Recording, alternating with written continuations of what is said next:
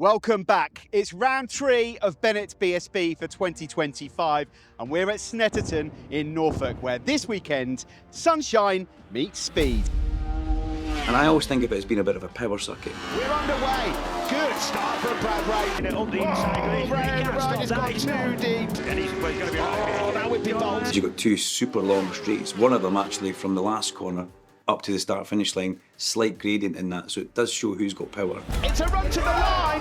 We can't quite see it. Skinner, that's a photo finish for third. It says on our screens, Bridewell has pinched it by 8,000ths of a second. Whatever you say about the characters that we've got in BSB, you want them all doing well and you want them all in the mix. But once again, Brad Ray, we expect him to be quick, but he's not going to have the whole season his own way, we know that. This is the thrill of the race.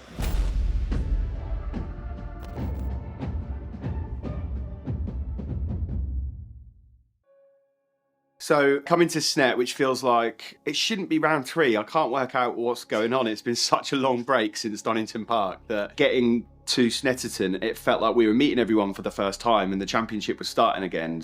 So you have to kind of immediately cast your mind back to where we were at Donington. And Brad doing the treble there was momentous, really, because he was made to work really hard for them. And on any other day, you know, Kyle could have won 1 or maybe 2 of those races. Obviously, it was good to see Kyle back on the podium. Seeing a few faces on the podium as well was cool. You know, Rory Skinner getting on the podium as early as that really was unexpected on the Cheshire Mouldings Ducati. Josh Brooks on the Dow Racing Honda as well. I think it's not a surprise to see Josh on the podium, but it's really nice to see Dow Racing get that podium because they've worked so hard for this to try and be competitive in BSB. But a couple of names for me that are missing from that early on. Danny Kent and the McCams Yamaha. Something's just not quite clicking together there. I really thought they'd hit the ground running this year and they've got work to do. But obviously the main one is Tommy. There are not many seasons you start in BSB where you look at who's finished on a podium and Tommy's name's not there. You can almost see from the body language of Tommy, he wears his heart on his sleeve. He always does. I mean, he'd be rubbish at poker. He'd be rubbish at poker because he can't hide his feelings. He can't hide his excitement. He can't hide his disappointment. And you are looking at a frustrated figure. Do you know, you're completely correct in your wording, for sure. Round 1 and round 2 has been tough. It has been tough for definite. Obviously, this year they've brought in a new tyre. Softer, grippier tyre, which a bit frustratingly certainly gave Yamaha and Ducati a little bit of a step up. But I'm certainly not going to start whining because it's down to us to fix. You know, it's not down to anyone else. It's down to me and Honda to rectify where we're struggling. And I have full faith we will. At the moment, every race meeting is a test, a development, let's say, for us. We've learned a bit. And yeah, back to Snet where I love the place. It should suit the bike a bit better at the minute. High-ish grip in the dry. It looks like it's going to be a hot weekend as well. So we should have a stronger weekend for sure and should be a lot closer in the mix. So I think coming into round 3, we're expecting to see the same thing with Brad up there, with Glenn up there, with Kyle up there. But the big question mark for me is, can Tommy deliver here this weekend or find something because they need it? Free practice at Snetterton, we were blessed with the great British summertime. We had lovely weather, great heat, great sunshine, slight breeze. Former series champ Tommy Bridewell always goes well at Snetterton. That goes without saying. We've seen him dicing with Glenn Irwin here, separated by tenths of a second, half of a tenth of a second at some points. But there does seem to be a little turn of fortune in that Honda garage. It seems to be things are moving in the right way for Tommy. Wasn't so far away from the top of the times. He'll be happy with that. I expect the Honda to finally kickstart their season at Snetterton this weekend. Okay, so let's talk about Hawk Honda. First of all, Charlie Nesbitt didn't get a lap in free practice 1. To be fair, we're in a good place. You know, the bike and the team and everyone's sort of working really well together. But yeah, no, we had a bit of a mechanical and some electrical faults in FP1. It was so hot. I was giving it legs big time. which led to me missing FP1 altogether, you know, and then we only had 27 minutes of FP2, you know, so we're a little bit on the back foot at the moment, but yeah, I think we're doing a great job for the season anyway. And right at the end of the session, John McPhee slipped off, I think at the last corner, Murray's, and caused a bit of damage to the bike. We always seem to end the weekend on a really positive note, so I think Alton we were only a few tenths off the current lap record. Donington we were under the current lap record, so like we're getting to a really good point by the end of the weekend. It's just turning up like Snetterton. I've never rode this track before. Well, both Donington and here it's been tricky because Friday's been like a complete disaster. Both times I've ended up missing FP2, so we've been like lacking track time when it's valuable track time to then get through to Q2 directly. Because as we remember, the top 12 in combined times go into the Bandero Cafe shootout, and that's the important part of free practice. Along comes free practice 2 for Hawk, and thankfully we see Charlie Spud Nesbitt going out on track, and he puts laps together, he strings laps together, and he strings them together with great ease, and he looks good. Yeah, no, we went out on Donington setup, Donington like engine braking, everything, because obviously that's the last time it was ridden, so we just thought we'd come straight to here, start FP1, you know, see how close it is. And I went half a second faster than I've ever been around here. Like, I chewed the screen off in a big way, and I'm surprised it was still on there when he came back in. You could tell he was pushing because he overshot, and that's when you know somebody is trying to find the limit, and they're having to put everything into one session. And that's what Charlie was doing. We saw Charlie at the sharp end, and we saw Charlie progress through into Q2. Other side of the garage, John McPhee. Yeah, we had like a technical in FP2 yesterday, but I think probably off the back of my crash at the end of FP1, probably that's upset something. Yeah, it's just one of these things, unfortunately. But Hawk are a resilient team. They've been here before, and every team's had these issues. They will bounce back today. We saw them do this at Donington, but free practice kind of looked a little bit like 2 Yamahas, 2 Ducatis. Personally, I'm delighted to see Rory Skinner at the sharp end. He's carrying that form forward from Donington. They have got something in that Cheshire moulding TES Ducati. It's working. Went out in free practice 1 and it was just like almost straight back into where we left off. You know, we're up in the top 3 battling away with other guys, and it was great. Like, it just felt natural again, and it's just nice to kind of jump back on the bike and it feel familiar. Having Donington to go into that, I don't know if you want to call it a summer break, the 5 weeks off was nice in one way. You know, we came into that break with a podium in race 3 and starting from race 3 on pole as well with, at that point, what was a new lap record. So yeah, it was really nice to come into that break and, you know, have that excitement of Donington. But as you said, we'd had a good FP2 going out, ending Friday, combined 3rd position was nice. And yeah, FP3 we'd had just a nice chill session, only got a few laps in it because of like the red flag incident with Glenn. Coming into this weekend, we were pretty hopeful, to be honest. It's been one of our strongest tracks previously. We won, I think, 5 out of 6 races the last 2 years, so notoriously it's one of our best tracks, and yeah, we were looking forward to coming here and hopefully getting our first one of the year. Yeah, Friday was going really strong, to be fair. We got straight through to Q2 on one set of new tyres, which was good, so we saved that for FP3, and then unfortunately the big crash happened.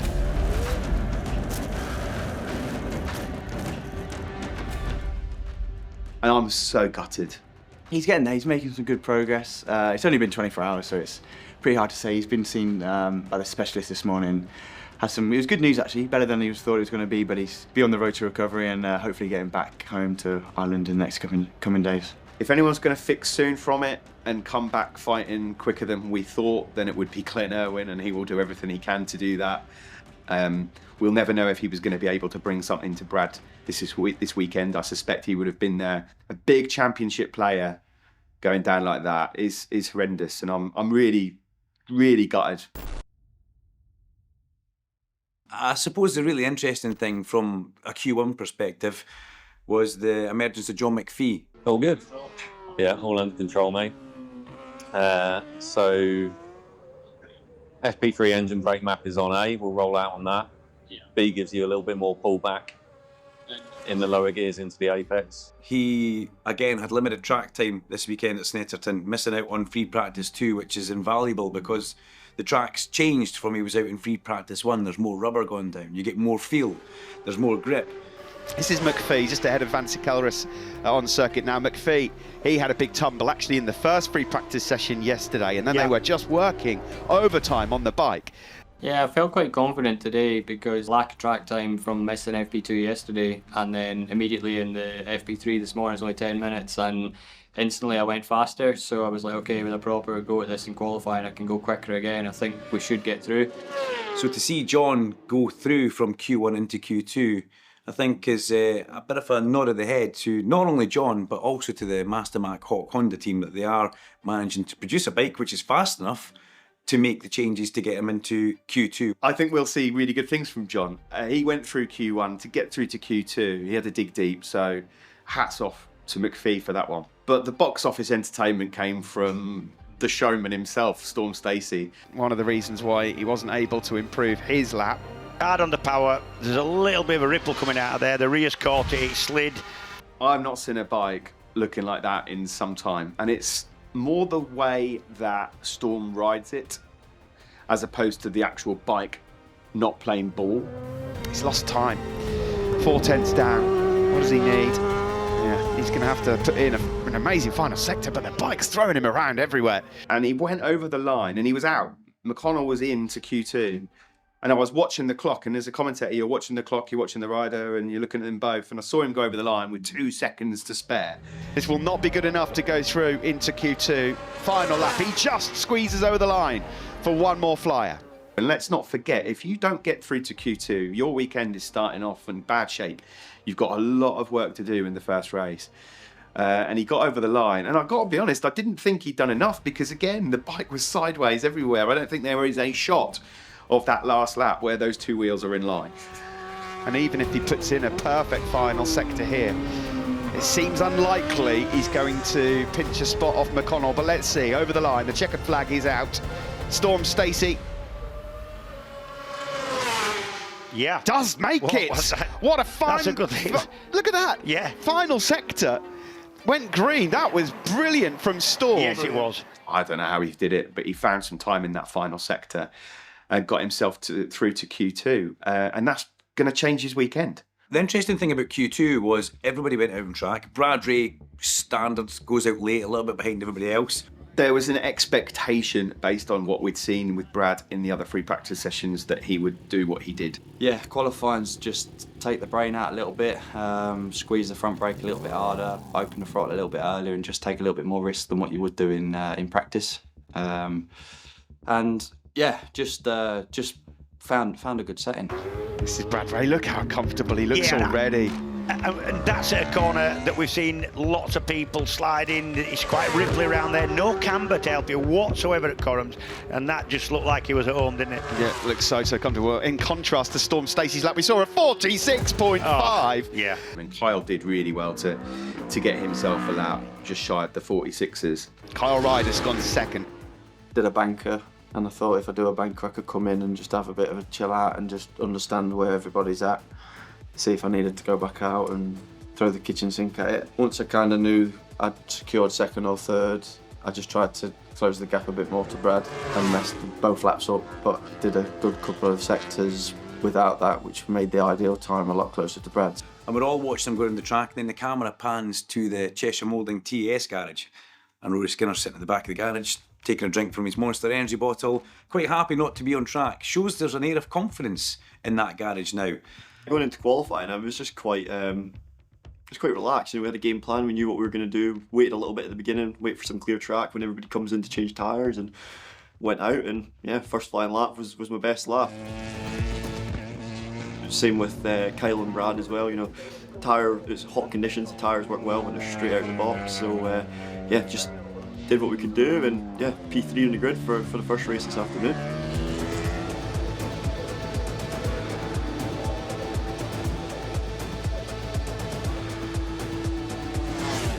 Over the line. He does go third though. A 47.1 is still a very good lap. He goes onto the front row with that. But Rory did a fantastic job on the Cheshire Moulders Ducati. He's coming of age. You know, he's had so much bad luck over the years, Rory. He's such a lovely kid. He's got such a beautiful riding style. The team is still getting used to that Ducati, but he's showing that when they get everything knitted together, what he has got. he's going to be a serial race winner contender in months to come. Whether it's here or not, I don't know. But that was a great lap to get himself on the front row. I think that just backs up that podium. Fastest time of the day for Brad Ray. Kyle slotting into a good second place, looking happy. Personal best lap time again. And then Rory Skinner did deliver that lap. That air of confidence that was in that Cheshire Moulding garage is carrying on. And you know what it's like? It's like a momentum. When it starts to build, it gets bigger and bigger. The confidence in the rider, the confidence in the team. Good stuff. Front row start for Rory Skinner. Ahead of race number 1, exactly where he needed to be. Nice one, Kev. Well done, Kev. Awesome. That was awesome, really. Oh, but I had 2 big ones. Yeah. He's all right. But you know what? You're pretty consistent. You're consistent. Yeah. No, I can ride a bike again. It's fine. Yeah. I'm back to it. I felt consistent enough. I just, yeah. I've had 2 huges there, though. Just a little bit. Concentration? The concentration was fine. Focus? Yeah. I didn't lapse. It was just like, just trying to eke that little bit. I can get it to spinning though, but it's just taking a little bit of time, yeah.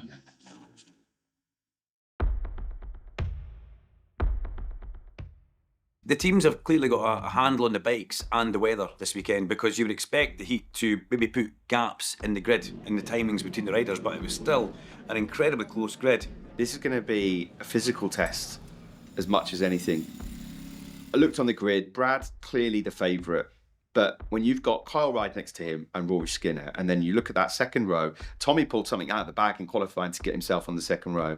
Tommy Bridewell, Leon Haslam, and then you've got Charlie Nesbitt. You're thinking, okay, there's some guys that can make things happen here.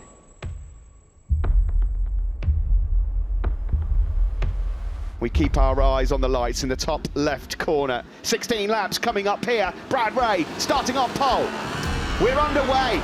Good start from Brad Ray from pole position. Not so for Kyle Ryde. Rory Skinner also got a bit bogged down. The Kawasaki's made a decent start. Number 28 though it is, Brad Ray, that gets through and takes the lead. I just needed to get a good start, get through turn 1 and 2 safely without a lunge from someone. And then I just tried to hit my markers, try and put in some quick laps at the start. Kyle held on for 2 or 3 laps at the start. It was difficult. It was like a yo-yo effect because I was quite good in the last sector, but Brad was really good in the middle sector, so I ended up over-trying. Kyle salvaged that. Looked like he was going to get bogged down a little bit, and hasn't. He's all right. Nice move there from Tommy Bridewell on Rory Skinner. He goes up into third.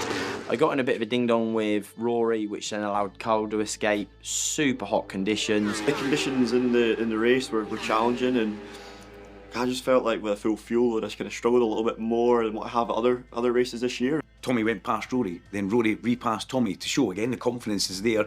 Building in Tommy as well. Oh, repaid the favour though immediately. Exactly that, yeah.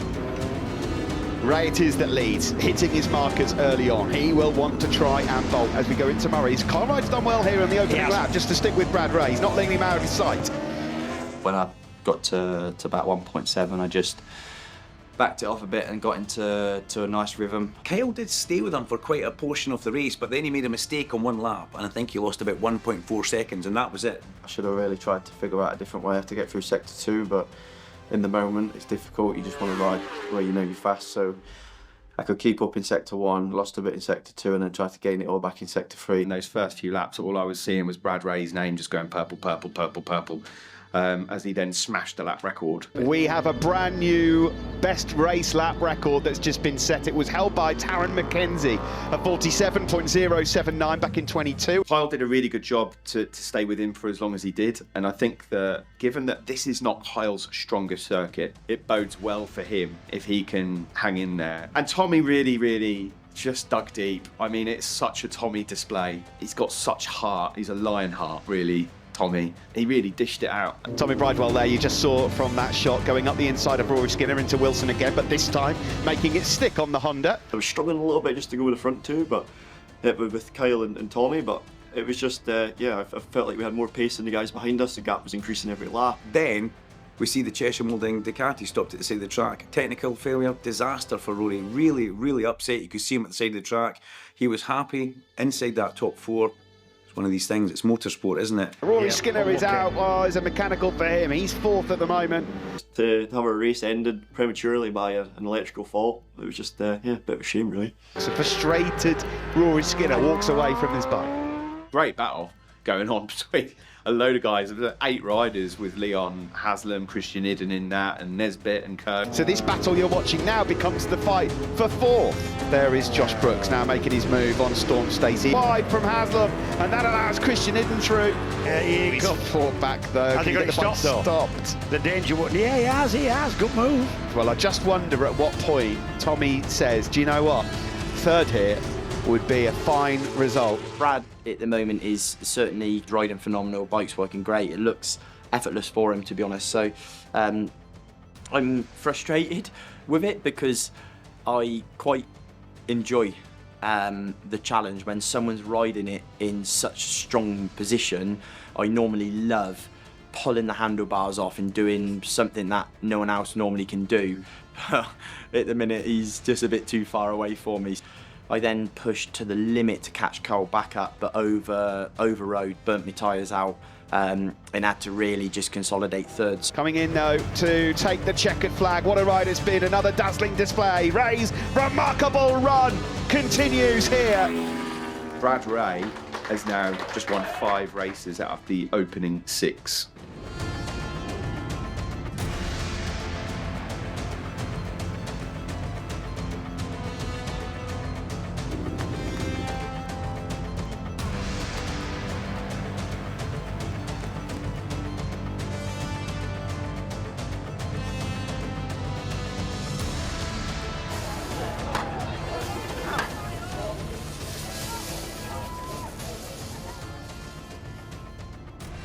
You guys.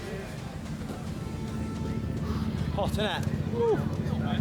Gilly whiz, that's a hot one. I think that's the hottest we've had in BSB for years. Good luck for tomorrow. Thanks a lot. Cheers. And the business. Get some bloody sun cream on. You're looking red. Here he is. The sprint race will be no holds barred, as it always is. Nobody cares about tyre life. Everybody will be absolutely flat out. They have got to get stuck in early. They have got to find a way of messing up Brad Ray's rhythm.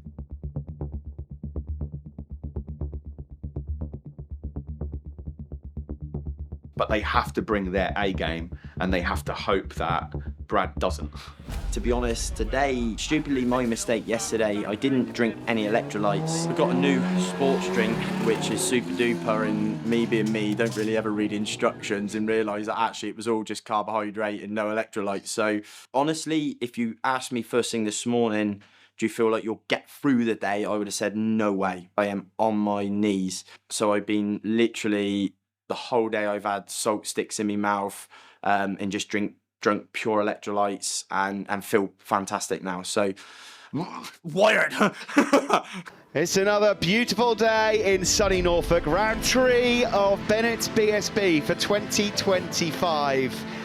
Can anyone stop Brad Ray? That is the tale of the tape so far this season in British Superbikes. He has been unstoppable in all but one of the races so far this year. Leon Haslam, the only man to have stopped him back at Donington Park. Who's going to get their hands on the winner's trophy after this? It is the Quattro Group Race of Aces here this weekend. Race 2, being a sprint race, I think was going to be the best chance anyone had of beating Brad.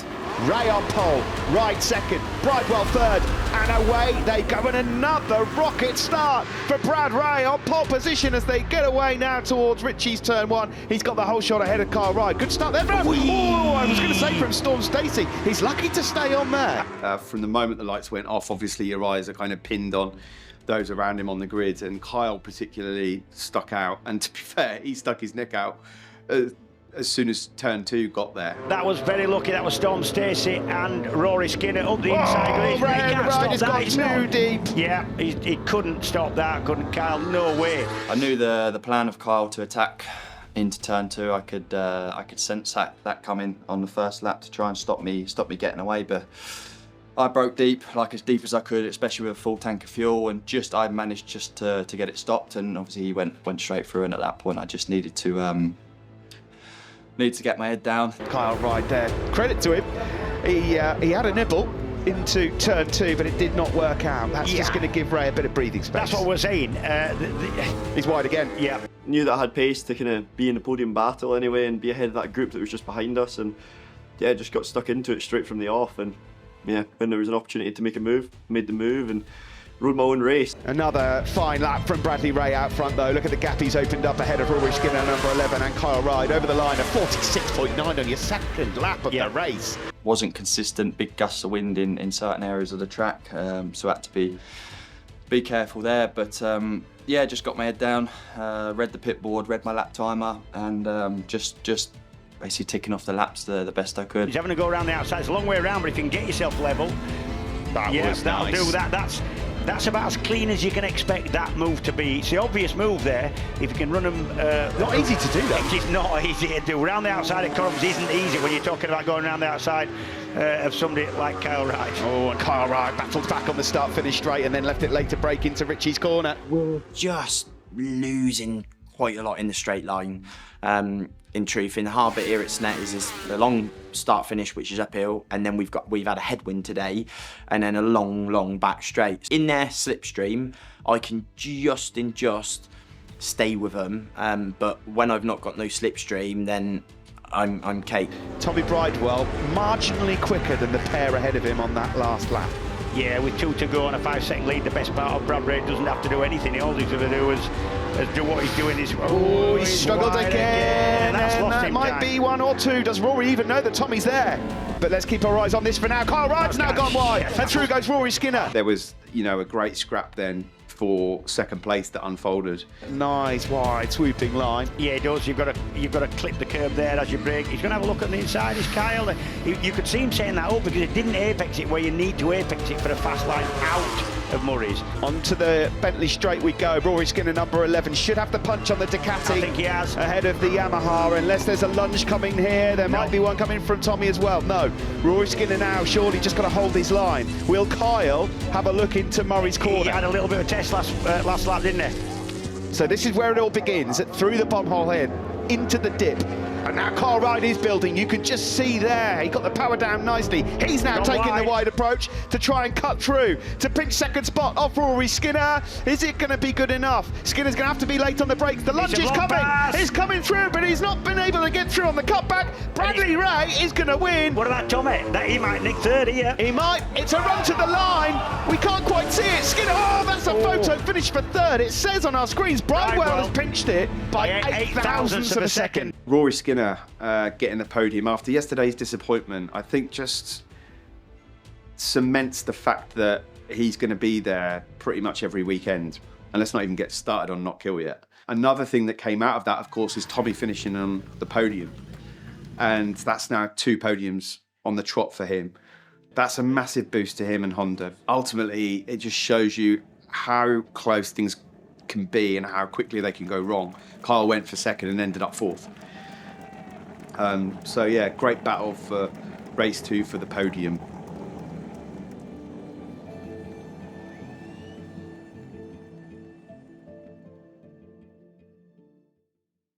As the weekend goes on, people find time and able to sort of find a little bit more with more time on track.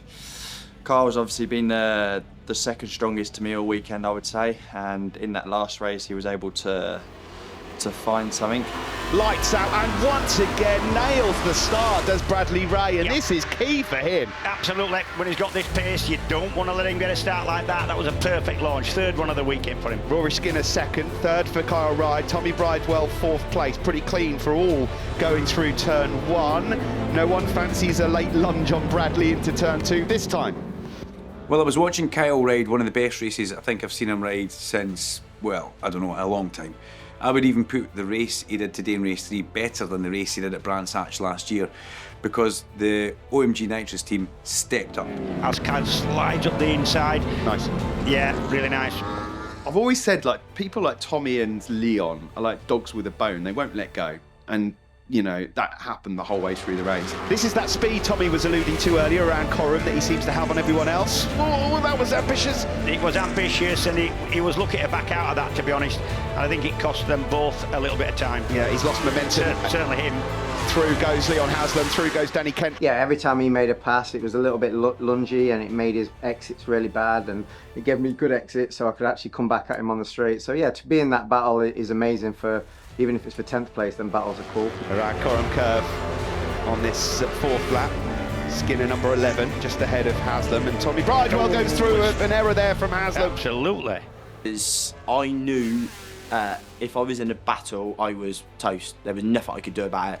Because every time I passed them, where I am strong, like super strong around Coram, every time I do them there, bang at the start finish, every single time. Here comes Tommy. Has he made it stick this time? Yes, he has. Has it cost him time? Yes, probably a little bit. What can Rory do now down the... Nah, that's a good move from Tommy, that. Yeah, he's executed that well, but he's got two powerful Ducatis up alongside him, and Leon Haslam is going for 2-in-1 into Ritchie's. It's a double apex right-hander. This might still work out for him. Brilliant stuff there. Firstly, a good move from Tommy, and then a really brave and great move from Leon Haslam as well. Tommy Bridewell. Oh. He was lucky that Rory was a little bit unsighted and had to just lift up to miss the back of Haslam there. I mean, the guy just never goes away. You can't get rid of him. He's been in the top 6 in every race so far. I think he's only 8 points behind Kyle in the championship, 3rd overall. Not ruling him out at all for a title run because he's strong everywhere. But they made a clear step, because it didn't look like earlier in the weekend the Moto Rapido Ducati team had anything for a podium fight.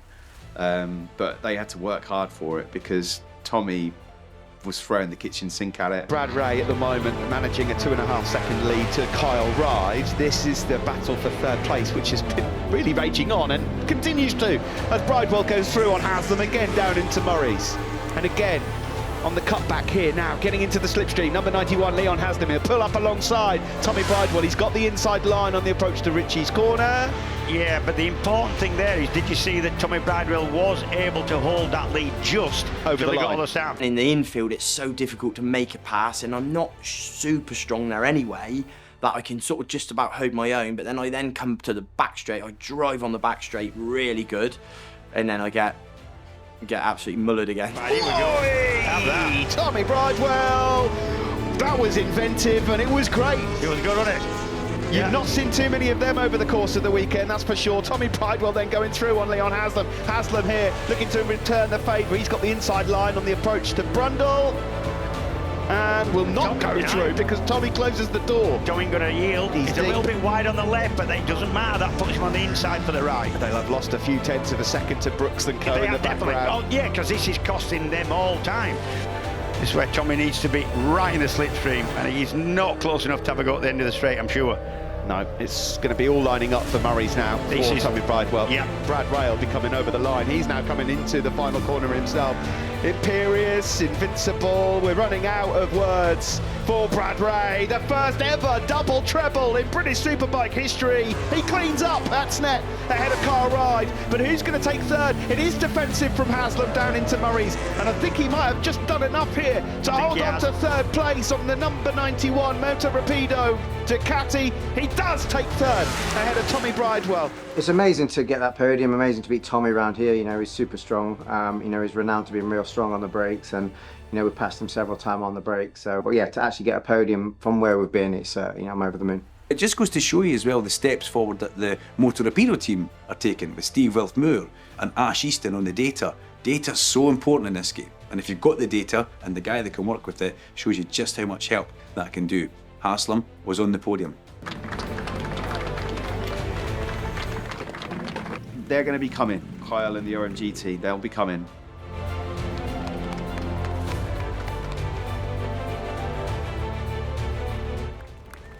So it's 6 races on the bounce now for Brad. He has got a huge target on his back. He's going to take some stopping, but he is ripping up records. That's one for the book, innit? We'll have that one, yeah. It's been, yeah, just an incredible weekend, but just got to keep the feet on the ground, keep working, never settle. We've always got things to improve, things to change, things to try, and everyone's going to get quicker and quicker as the year goes on, and there's going to be races where it's going to be difficult to fight for a win, but we just got to keep working and keep this momentum going and enjoy these good moments, because that's what it's all about, and that's what we train for and dedicate our life to. It's these sort of moments. At the moment, it feels like if we're playing a game of poker, Brad Ray is getting a hand and he's looking at it and it's a royal flush. But the thing is with poker and BSB is that each round you get a new hand. So we've got to see whether or not he's got any more aces up his sleeve.